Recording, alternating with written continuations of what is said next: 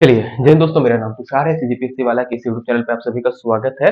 CGPSC quick revision की classes चल रही है, उसी पे कॉन्स्टिट्यूशन की आज हमारी तीसरी क्लास रहने वाली है, जिसमें हम लोग आज पढ़ेंगे मौलिक अधिकार। मौलिक अधिकार के अंदर भी हम लोग कौन सा पढ़ने वाले हैं? तो समता का अधिकार पढ़ेंगे। आर्टिकल 14 से 18 कवर अप करेंगे। बट मौलिक अधिकार होते क्या है, इसके लिए हमने प्रीवियस क्लास पे जो है हमारा पूरा डिस्कशन किया हुआ है। इसके अलावा आज भी थोड़ा सा हम लोग देखेंगे मौलिक अधिकार होते क्या है, कितने प्रकार के अधिकार दिए गए हैं, इसको थोड़ा सा समझने की कोशिश करेंगे। और उसके बाद जो है हम लोग आगे बढ़ जाएंगे हमारे समता के अधिकार पे। तो देखो, मौलिक अधिकारों की बात करोगे या समता के अधिकार की बात करोगे ना, तो आर्टिकल 14 से 18 पे कवर अप है। इसके पहले हम लोगों ने क्या देखा था?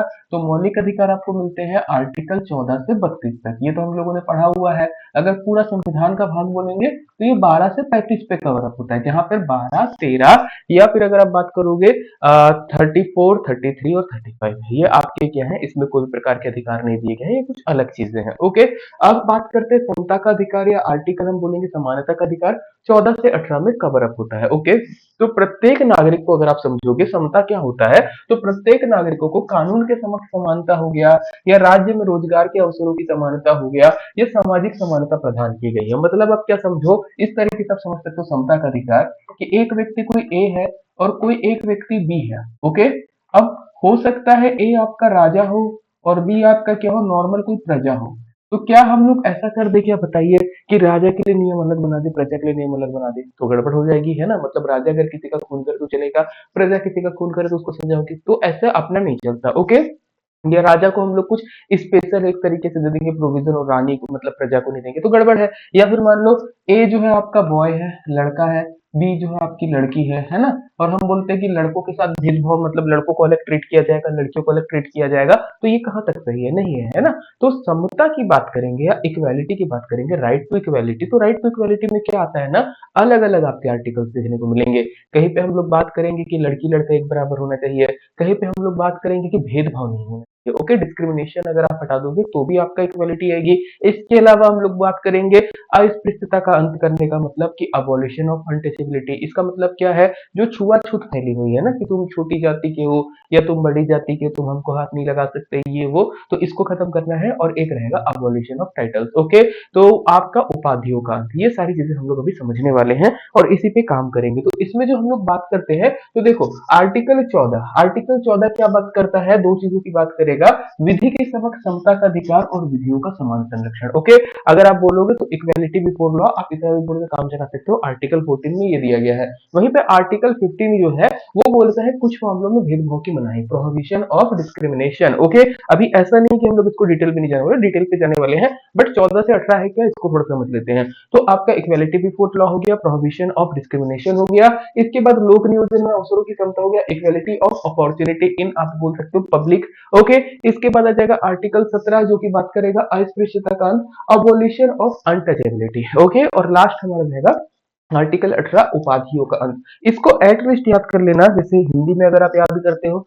तो 14 हो जाएगा विधि के समक्ष समता का अधिकार, 15 हो जाएगा आपका भेदभाव नहीं करना है, भेदभाव की मनाही, 16 बोलेगा अवसरों की समता, 17 बोलेगा अस्पृश्यता का अंत, और 18 बोलेगा उपाधियों का अंत। 5 आर्टिकल है, एकदम प्यार से आराम से हो जाता है। ओके, कोई बहुत बड़ा दिमाग नहीं लगाना है इस पे, अगर आप जाओगे तो ऐसे आप बना सकते हो। ओके, विधि के समक्ष समता का अधिकार और विधियों का समान संरक्षण, मतलब एक बार में मैं बोलूं तो मैं यहाँ पे आपको क्या बोल सकता हूँ, कानून की नजर में ये आपको क्या करेगा, बराबर करेगा।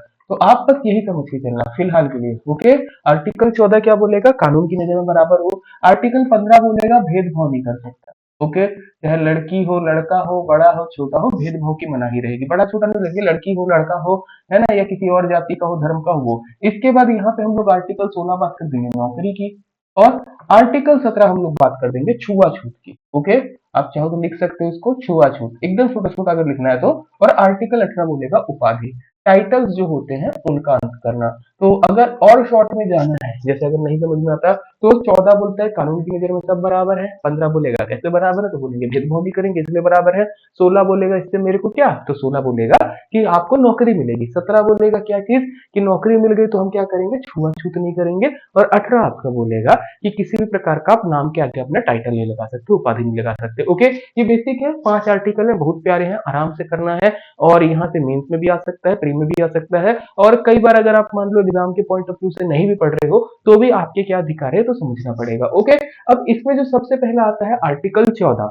आर्टिकल 14 एक्चुअल में दो आर्टिकल मतलब दो अधिकार आपको देता है। ओके, पहला है विधि के समक्ष समता का अधिकार और दूसरा है विधियों का समान संरक्षण। ओके, आप बात करोगे तो देख लेना यहाँ पे वर्ड आएगा किसी भी व्यक्ति को। ओके, तो आर्टिकल 14 जो है या आर्टिकल 14 जो है वो सभी को मिला हुआ है, चाहे आप भारत के नागरिक हो चाहे आप भारत के नागरिक ना हो, चाहे आप एक जीवित वस्तु हो या फिर आप अजीवित वस्तु हो, निर्जीव हो, आप मान लो जैसे आप कोई कंपनी हो या कोई भी हो, आपको सबको बराबर आर्टिकल 14 मिलता है जो बोलता है विधि के समक्ष समता का अधिकार होगा। ओके, इसके साथ साथ कानून के संरक्षण से वंचित नहीं किया जाएगा। ओके, ये दो चीज अपने को समझना है, विधि के समक्ष समता का अधिकार और विधियों का समान संरक्षण। ओके, नॉर्मली अगर आपको विधि के समक्ष समता समझना है आप ऐसे समझ सकते हो, कानून की नजर में सब बराबर है। सबसे बढ़िया एग्जाम्पल एक ही समझ में आता है, अगर आप बारिश में भीगते हो, ओके, सपोज आप हो और एक कोई राजा है या आपका कोई दोस्त है वो भी बारिश में भीगता है, कुदरत क्या बोलेगी, मेरी नजर में तुम दोनों बराबर हो। ओके, चाहे तुम राजा हो चाहे कोई भी हो, तुमने बारिश में भीगा तो मैं तुमको सर्दी जुकाम दूंगा। कोविड के टाइम पे भी आप याद कर सकते हो,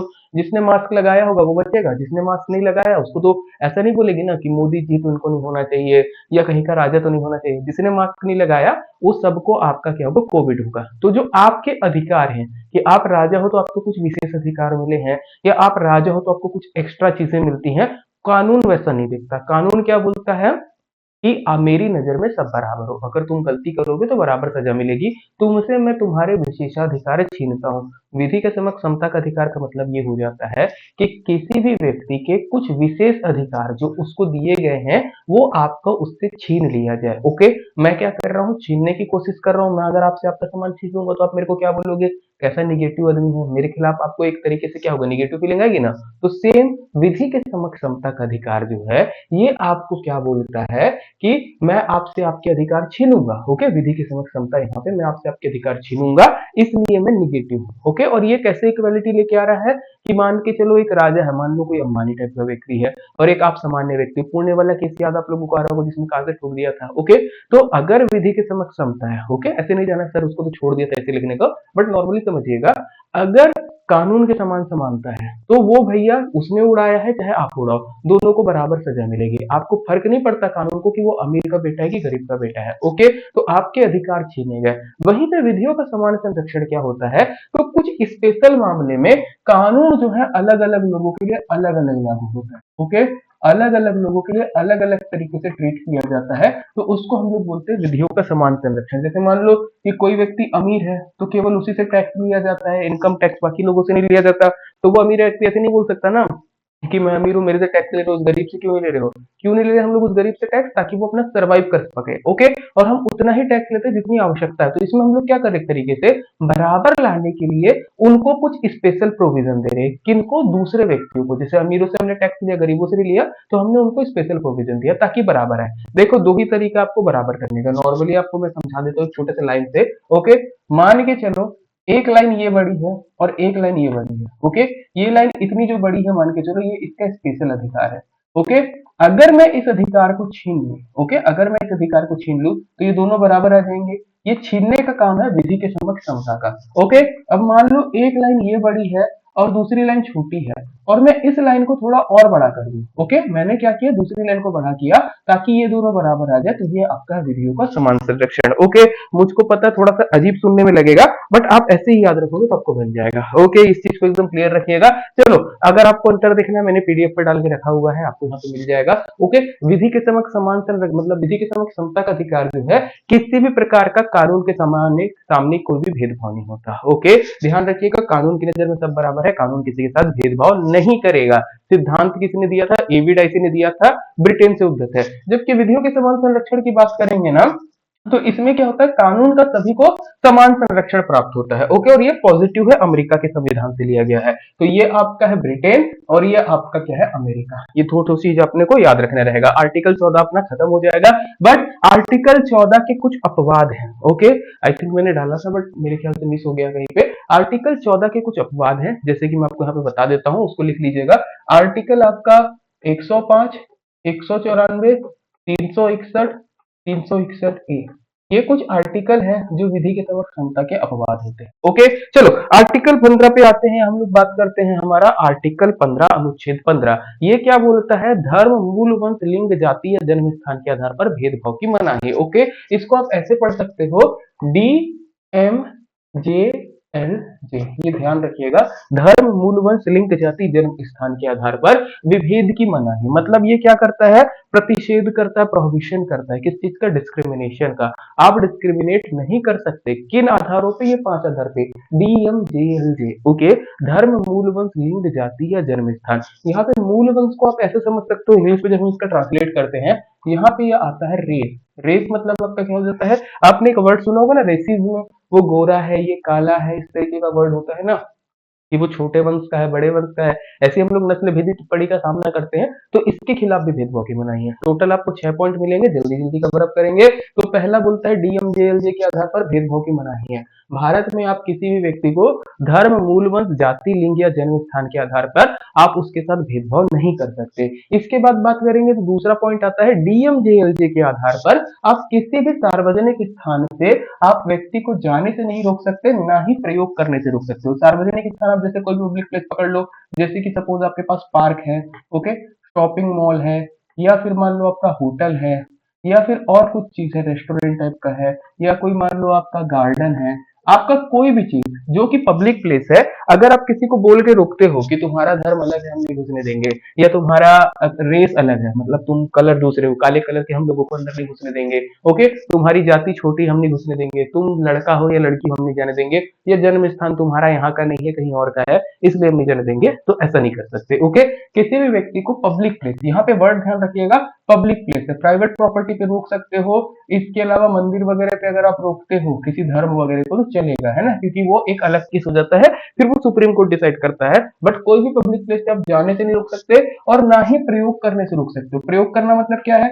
जैसे मान लो आप रेल है, ओके, रेलवे में कोई व्यक्ति है, रेलवे पब्लिक प्रॉपर्टी है, बोल रहा है कि नहीं तुम दूसरे जाति के, तुम नहीं बैठोगे हमारे बाजू में, या तुम उसके इंटर नहीं करोगे, भले उसके पास प्रॉपर टिकट है। गांधी जी का तो केस यही हुआ था। तो ऐसा नहीं कर सकते, आपको क्या है, रोकना पड़, मतलब ये आपका अधिकार की मनाही है। मतलब आपके पास ये अधिकार है, ध्यान से समझना मेरी बातों को, आपके पास ये अधिकार है कि आप उसको ऐसा नहीं करवा सकते। अगर कोई आपके साथ ऐसा करता है, आप आर्टिकल 15 का 2 फेंक के मार सकते हो। ओके, ना ही कोई शर्त लगा सकता है। यहाँ पे एक वर्ड और आएगा, शर्त भी आप नहीं लगा सकते। शर्त का मतलब क्या है? जैसे मान लो आप ट्रेन पे हो, ओके, और आपका सीट नंबर है 30, ओके, आपके बाजू वाले का नंबर है 31। अब 31 वाला क्या बोलता है आपको देख के कि यार तुम तो काली हो, ओके, मेरे बाजू में मत बैठो, या तुम्हारी जाति दूसरी है, तुम मेरे बाजू में मत बैठो, या फिर बोल देता है तुम दूसरे धर्म के हो, मेरे बाजू में मत बैठो, या फिर बोल देता है आपका लिंग अलग है, आप मेरे बाजू में मत बैठो। ऐसा वो व्यक्ति कुछ नहीं कर सकता। कहाँ पर? किसी भी पब्लिक प्लेस पे। ओके, आपने भी ट्रेन का टिकट लिया, उसने भी ट्रेन का टिकट लिया है, अगर वो आपको मना करता है, बोल सकते हो नहीं कर सकते। बस ये 5 आधार में से कोई एक आधार होना चाहिए, इसके अलावा कोई और आधार होगा तो नहीं चलेगा। जो भेदभाव की मनाही है ये 5 आधार पे ही है। ओके, चलो, इसके अलावा भेदभाव की मनाही होगी तो हमको कुछ अपवाद भी मिलेगा। आर्टिकल 15 में भी आपका ऐसा बोला गया है कि महिला और बच्चों के लिए विशेष उपबंध हम कर सकते हैं। ओके, आर्टिकल 15 का 3 आप ऐसे समझ सकते हो, जैसे वही ट्रेन में है, अब मान लो कोई लेडीज सीट है, ओके, रहता है ना आपका लेडीज सीट, अब लेडीज सीट में आप बोलते हो मैं बैठूंगा, तो नहीं बनेगा मौका, है ना। इसके अलावा जो रिजर्वेशन है ना, याद रखिएगा, जो महिलाओं को मिलता है रिजर्वेशन, वो भी इसी से मिलता है। कौन सा रिजर्वेशन? जो आपका लोकसभा में, विधानसभा में मिला हुआ है, उसकी बात कर रहा हूं मैं। ओके, चलो नेक्स्ट टाइम, ये 15 का 4 ST SC के लिए शिक्षा में विशेष प्रावधान है। शैक्षणिक में आप देखोगे तो सीटें रहती है ना अलॉटेड, MBBS वगैरह में, वो हो जाएगा।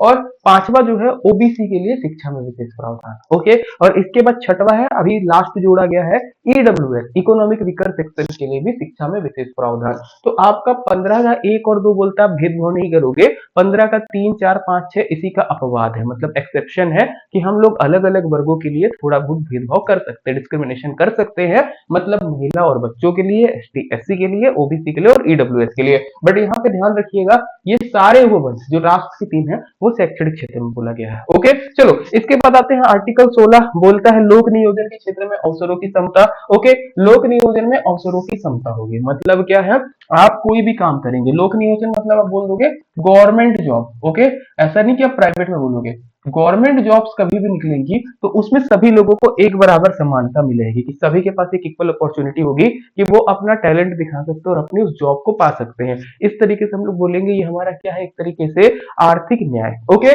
बट यहाँ पे भी ध्यान रखना, दूसरा पॉइंट बोलता है डीएमजेएलजे के आधार पर किसी भी व्यक्ति को पात्र नहीं किया जाएगा। मान के चलो कोई एक वैकेंसी निकली है, ओके, सपोज कोई डॉक्टर की वैकेंसी निकली है। अब डॉक्टर की वैकेंसी निकली है तो किसी भी व्यक्ति को ऐसे नहीं बोल सकते कि तुम्हारा धर्म कोई और है तुम नहीं ज्वाइन करोगे, या तुम्हारी जाति कोई और है तो तुमको हम ज्वाइन नहीं करने देंगे, तुम्हारा लिंग कोई और है हम तुमको ज्वाइन नहीं करने देंगे, ऐसा नहीं होगा।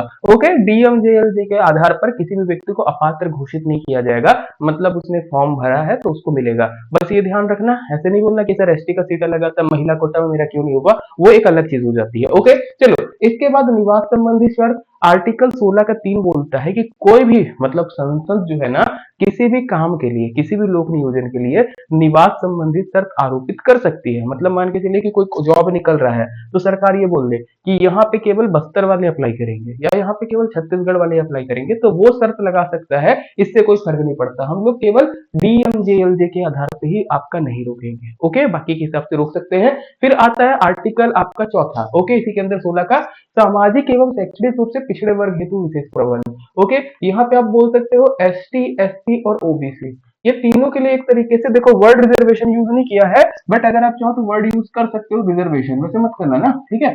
जो रिजर्वेशन आया ना कहीं यहीं पे आता है। ओके, चलो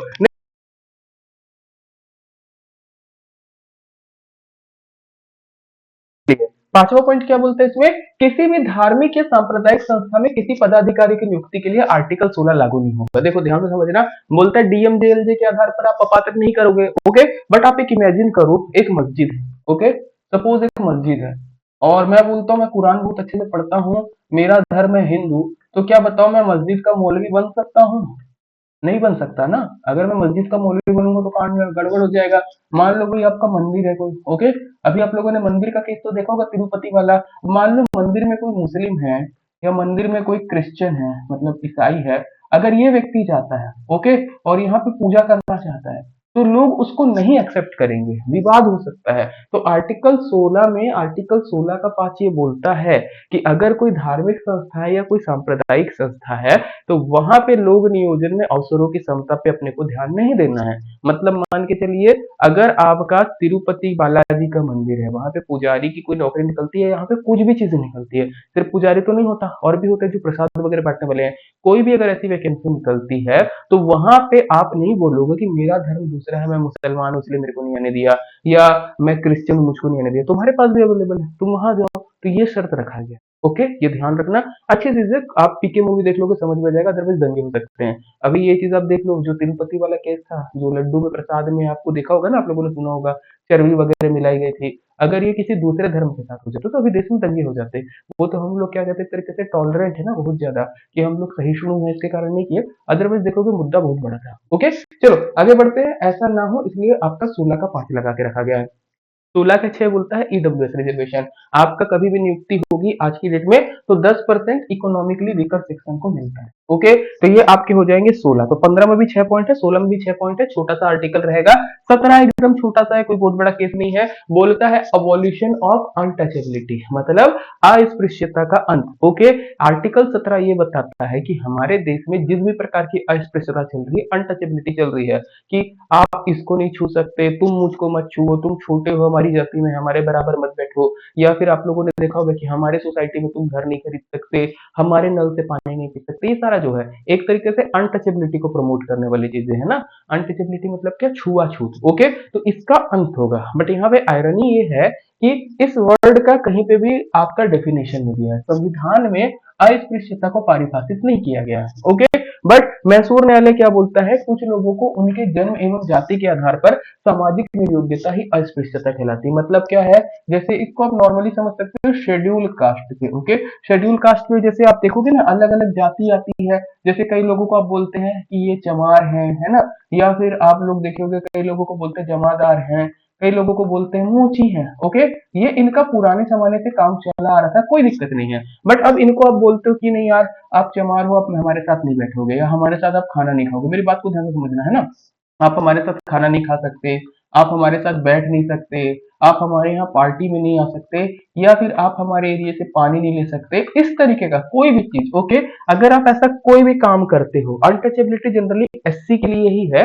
बट आपको ये चीज समझना, अपने को ऐसा नहीं करना है। तो अगर कोई ऐसा करता है व्यक्ति, ठीक है, कि आपको जातिगत टिप्पणी देके, मतलब कि तुम इस जाति के हो इसलिए तुम नहीं आओगे, या तुम हमारे साथ नहीं खाओगे, तुम हमारे साथ नहीं बैठोगे, अगर आप ऐसा कोई भी काम कर रहे हो या उनको मजबूर कर रहे हो कि तुम तो केवल झाड़ू लगाने के लिए बने हो या फिर जूता साफ करने के लिए बने हो, ऐसा कुछ भी कर रहे हो आप ऐसा काम, तो वो आपका अनटचेबिलिटी में आएगा और आपको ऐसा नहीं करना है। आर्टिकल 17 यही गारंटी देता है कि इनके अधिकारों की रक्षा होगी। ओके, तो अनटचेबिलिटी अगर आप समझ गए होंगे, तो हमारे देश में अस्पृश्यता निरोधक अधिनियम 1955 बना हुआ है। इसके तहत अगर आप ऐसा कोई भी काम करते हो, कैसा काम, कि आप अनटचेबिलिटी को बढ़ावा देते हो, मतलब छुआछूत को आप बढ़ावा देते हो, ओके, प्रत्यक्ष रूप से या फिर अप्रत्यक्ष रूप से आप इसको मानते हो। ओके, अब देखो, प्रत्यक्ष रूप से या अप्रत्यक्ष रूप से मानना कैसा होता है, ये आप तो देखोगे अमेरिका में भी बहुत रेसिज्म है ना, गोरे लोग काले लोग को हाथ नहीं लगाते, इस टाइप का आपको देखने को मिलेगा। ओके, तो मान के चलो आप डायरेक्टली करते हो कि किसी व्यक्ति को है, क्या कर रहे हो कि कोई आपके साथ हाथ मिलाने आया छोटी जाति का या आपके साथ बैठने गया, आप क्या करते हो, उसको साइड में बैठा देते हो, डायरेक्टली आपने उसके साथ डिस्क्रिमिनेशन किया, तो वो भी नहीं चलेगा। दूसरा कैसा, कि आप पीठ पीछे बोल रहे हो या फिर आप बढ़ावा दे रहे हो, आप खुद तो नहीं करते बट लोगों को बोलते हो। जैसे देखोगे ना, दादी नानी टाइप की जो महिलाएं रहती हैं, अभी तो खैर आप लोग शायद छोटे हो ना, हमारे टाइम पे था, दादी नानी लोग हमारे टाइप का किस टाइप की बोलते थे कि इसके साथ मत खाया कर, ये तो दूसरी जाति का, इसके घर का टिफिन मत खाया कर, पता चल रहा हम लोग मैगी लेके आए हैं, हम लोग कैसे टॉलरेट कर ले यार, मैगी तो मस्त है, मैगी है ना।